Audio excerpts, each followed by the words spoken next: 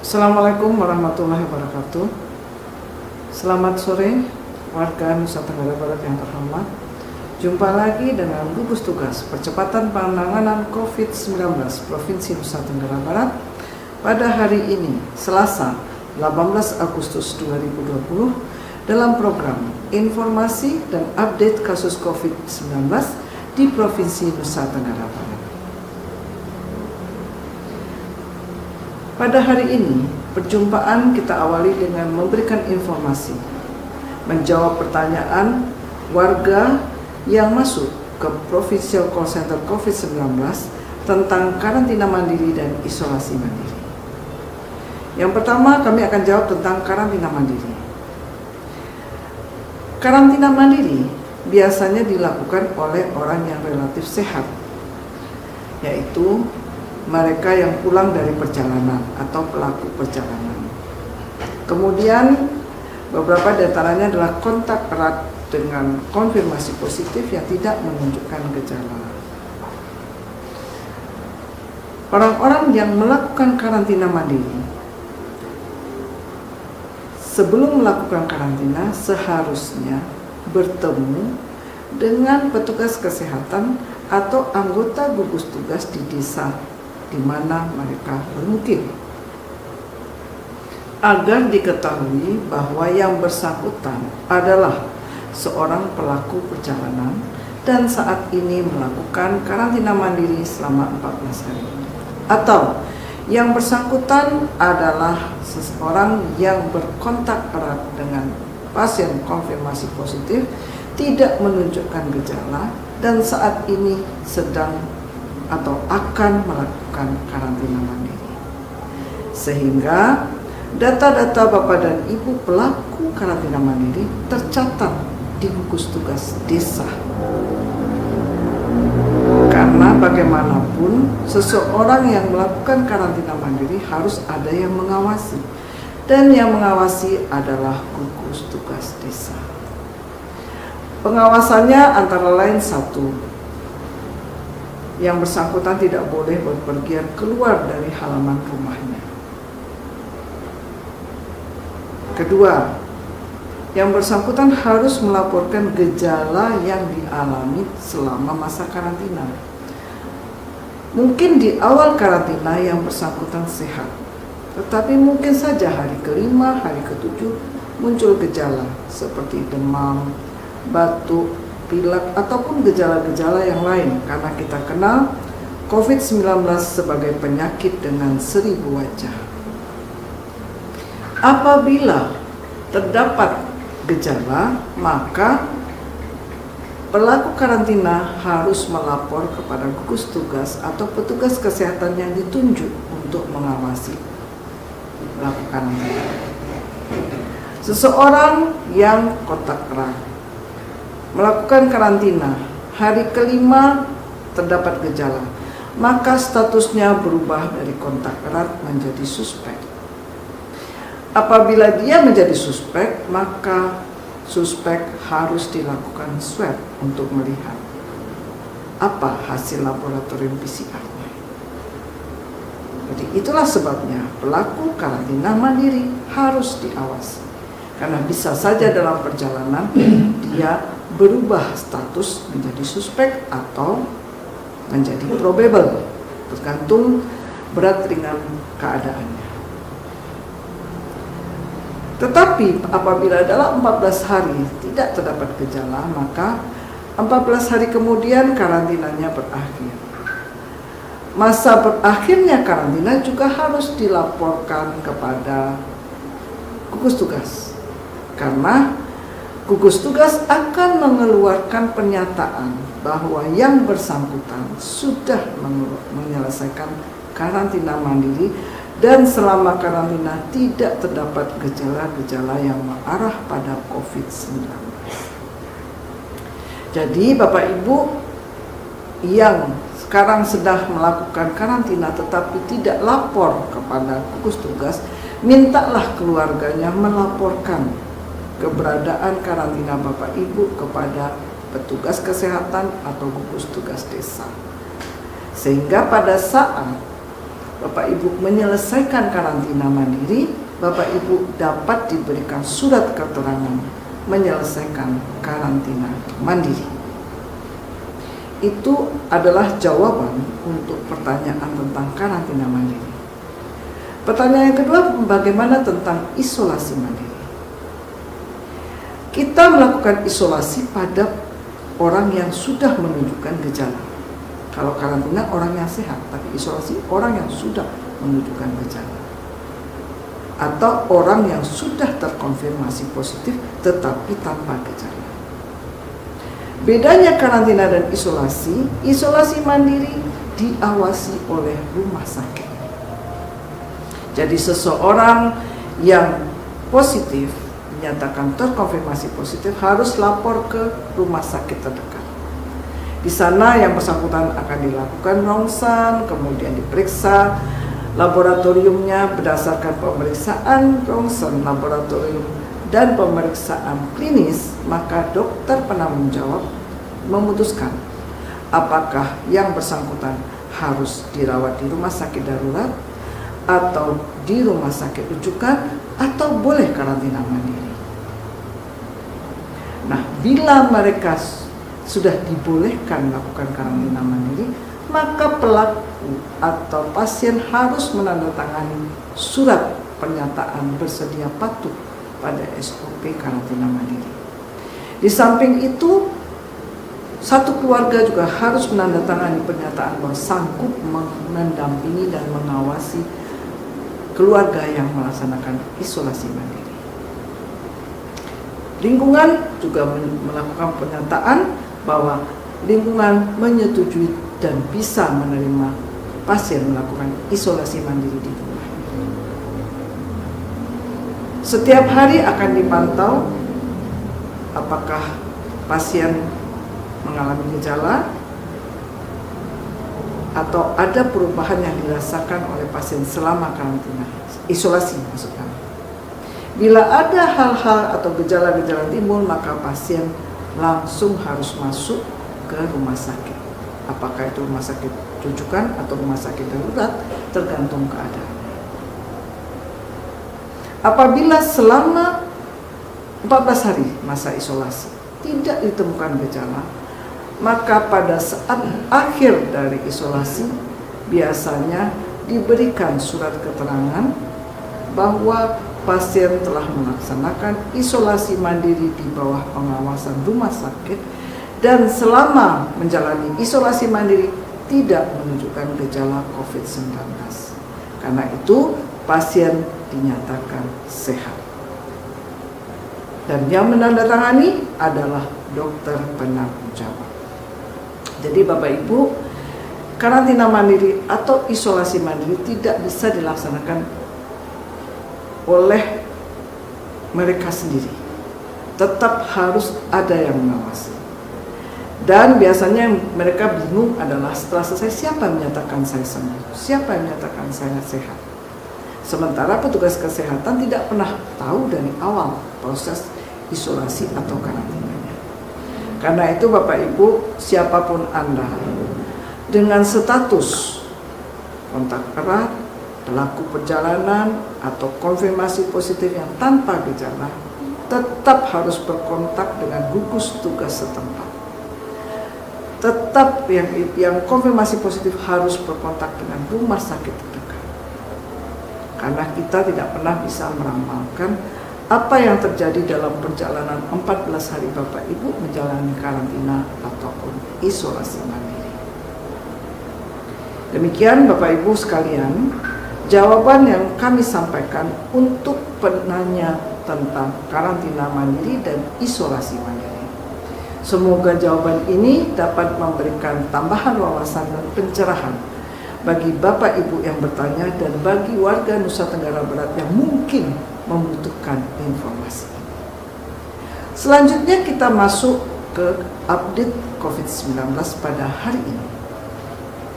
Pada hari ini dari 5 laboratorium PCR yang kita miliki di Rumah Sakit Provinsi, Rumah Sakit Unram, Rumah Sakit Selong, Rumah Sakit Kota Mataram dan Sains Teknopark Sumbawa, serta pemeriksaan tes cepat molekuler dari 2 laboratorium yang ada, yaitu dari Rumah Sakit Praya dan Rumah Sakit Malangbay, telah memeriksa sejumlah 117 sampel. 76 sampel dinyatakan negatif. 17 sampel adalah mereka yang dievaluasi dalam perawatan sebagai pasien COVID-19 dan masih positif. Hari ini terkonfirmasi 24 pasien baru berasal dari 6 kabupaten kota di Nusa Tenggara Barat, yaitu Kota Mataram 6 orang, Lombok Barat 4 orang, Lombok Timur 6 orang, Lombok Tengah 5 orang, Lombok Utara 2 orang, dan Kota Bima 1 orang.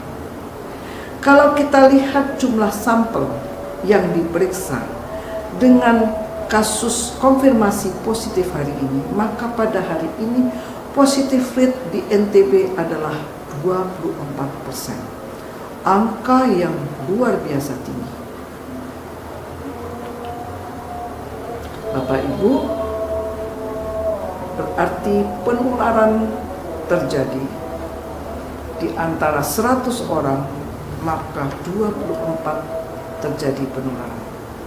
Idealnya suatu keadaan disebut terkendali pada saat pandemi COVID apabila positif rate-nya 5%.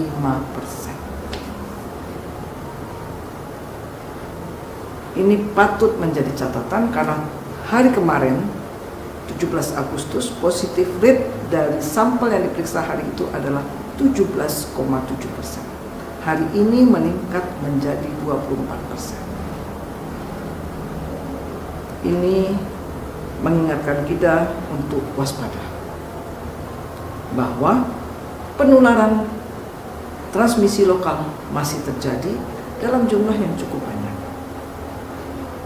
Jangan lihat orangnya, tetapi lihat persentase. Sampai hari ini telah diperiksa 24.224 sampel dan tercatat 2.504 pasien sudah terkonfirmasi positif, sehingga positif rate untuk NTB sejak dari Februari sampai sekarang tercatat 10,3%. Untuk kesembuhan, hari ini tercatat 21 orang sembuh, berasal dari Kota Mataram 11 orang, Lombok Barat 7 orang, dan Lombok Timur 3 orang. Sehingga total pasien sembuh tercatat sampai hari ini 1.701 atau 67,7%. Kabar duka hari ini datang dari Lombok Utara, di mana 1 orang lansia yang tanpa komorbid dinyatakan meninggal dunia. Sehingga jumlah kasus yang meninggal sampai hari ini tercatat 138 orang atau 5,5%, dan menyisakan 665 orang pasien yang masih dirawat baik di rumah sakit rujukan maupun rumah sakit darurat di seluruh Nusa Tenggara Barat. Mari kita lihat kerja gugus tugas pedesaan, kecamatan, kabupaten, dan kota hari ini. Tercatat tambahan pelaku perjalanan adalah 12 orang, sehingga menjadi 71.481 orang, dan yang masih dalam karantina adalah 572 orang atau 0,8%. Bagaimana dengan hasil tracing kontak? Tercatat hari ini tambahan kontak erat 62 orang, sehingga total menjadi 18.869 orang, dan yang masih dalam karantina adalah 1.793 orang atau 9,5%. Untuk kasus suspek, mereka yang berkontak dengan pasien terkonfirmasi positif dan menunjukkan gejala ringan, tercatat tambahan 33 orang, sehingga total saat ini menjadi 10.350 orang. Yang masih diisolasi adalah 398 orang atau 3,8%. Kasus probable, yaitu mereka yang berkontak erat dengan kasus terkonfirmasi positif atau yang pulang dari daerah-daerah dengan transmisi lokal dan saat ini menunjukkan gejala yang mengarah kepada COVID-19 dan harus dirawat, tercatat 416 orang atau 4%. Sehingga total pasien konfirmasi positif dan probable yang dirawat di NTB hari ini tercatat 1081 orang.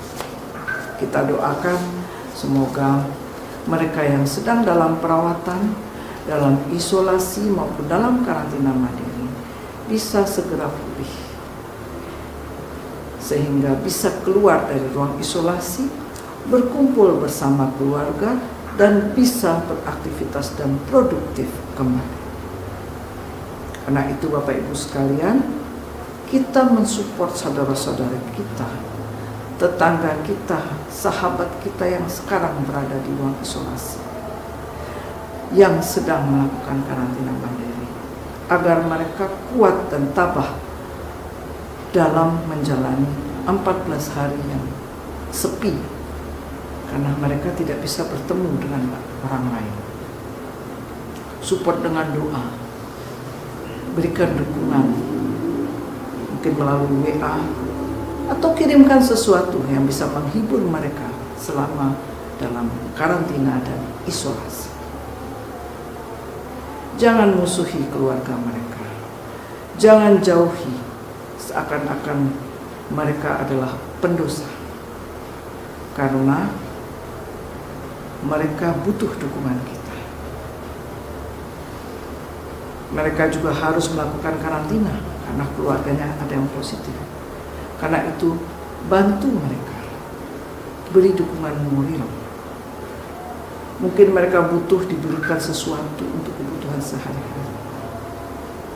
Kami berterima kasih kepada banyak perumahan-perumahan, banyak masyarakat yang begitu care terhadap keluarga-keluarga yang harus karantina karena salah satu anggota keluarga mereka terbukti positif. Mereka tidak hanya memberikan dukungan moral, tetapi juga memberikan dukungan material. Mulai dari yang sederhana, sekedar mainan untuk anaknya, jajan untuk anaknya, sampai sembako dan kebutuhan-kebutuhan lain yang diperlukan keluarga tersebut. Inilah bentuk gotong royong yang patut dicontoh di masa pandemi COVID-19. Dan inilah juga yang membuat pandemi COVID-19 bisa segera berakhir di bumi Nusa Tenggara Barat tercinta. Karena itu Bapak Ibu sekalian, selain mensupport dan bergotong royong, tidak lupa tetap patuh pada protokol kesehatan. Hasil pemeriksaan di Pasar Kebon Roit yang sudah 2 bulan dididik untuk patuh pada protokol dan menjaga jarak ternyata menunjukkan hasil. Hanya 1 orang yang reaktif. Tetapi kita mengingatkan, jangan terlena. Justru dengan catatan ini kita yakin bahwa protokol kesehatan betul melindungi kita dan justru harus semakin ditegakkan. Itulah cara termurah saat ini untuk melawan COVID-19. Kami ingatkan kembali protokol kesehatan COVID-19 yang melindungi individu. Pakai masker, jaga jarak, jauhi kerumunan, cuci tangan pakai sabun 20 hingga 40 detik di bawah air mengalir, bawa selalu hand sanitizer kemanapun Bapak Ibu pergi, sehingga setiap melakukan aktivitas Bapak Ibu bisa langsung membersihkan tangan, sehingga tangan kita bersih dan tidak punya potensi untuk mengeluarkan COVID-19 ke bagian tubuh kita yang lain. Jagalah anak, istri, cucu, orang tua kita yang karena usianya masuk kelompok risiko tinggi, bayi, balita, ibu hamil dan lansia. Kita lihat setiap hari pengumuman yang meninggal sebagian besar adalah mereka yang masuk dalam kelompok umur risiko tinggi, baik disertai dengan komorbid atau tanpa komorbid. Seperti kasus hari ini, lansia tanpa komorbid. Karena itu, khusus untuk risiko tinggi yang dimiliki oleh pasien yang mempunyai penyakit komorbid tidak memandang usia. Kita punya kasus usianya 30 dengan komorbid meninggal dunia. Jadi, penyakit komorbid yang kita temui paling banyak adalah jantung dan hipertensi, diabetes mellitus, ginjal, penyakit paru kronik seperti asma dan tuberkulosis. Maka jaga mereka-mereka yang risiko tinggi untuk tidak keluar dari rumah. Minimalkan kontak keluar rumah dan minimalkan juga kontak dengan orang yang berkunjung ke rumah. Karena kedua-duanya punya risiko dalam proses penularan COVID-19. Itulah ikhtiar kita semua agar rantai penularan COVID-19 di Nusa Tenggara Barat bisa kita putus. Mari bersama melawan COVID. Dan bersama melawan COVID bukan hanya sekedar retorika bahasa, tetapi kita buktikan betul dengan kita menjalankan dan patuh pada protokol COVID-19, saling mengingatkan dan tidak menganggap enteng dan menganggap COVID-19 itu tidak nyata. Karena 2.500 pasien yang positif, 100 lebih pasien yang meninggal itu nyata adanya.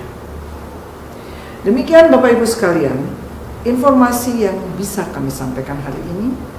Semoga Allah Subhanahu wa Ta'ala selalu melindungi kita semua dan menghindarkan kita dari penularan COVID-19. Tetap jaga jarak, tetap jaga kesehatan kita semua. Salam sehat Indonesia. Wabillahi taufiq wal hidayah. Wassalamualaikum warahmatullahi wabarakatuh.